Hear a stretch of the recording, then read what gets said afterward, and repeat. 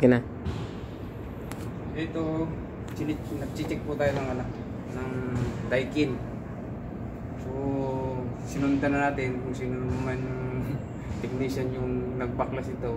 Pinagbabaklas, hindi naman binalik yung mga binaklas niya. Ayan. Chinik naman natin yung sensor, okay naman. EEB, good naman. Pressure, gumagana. Kaso, ayaw manda ng pang-motor. So, ang lumalabas na error dun sa FCU, Eco 7. E7 ang error. So, meaning, naglalak yung pan-motor niya or defective. Kasi ayaw gumana ng pan-motor. Yun lang yung pinaka-ano nito. Pag E7, check nyo yung pinaka-pan-motor sa Daikin, pag Daikin. Yan. Mga ano pa to? 410A pa to. Mga old model.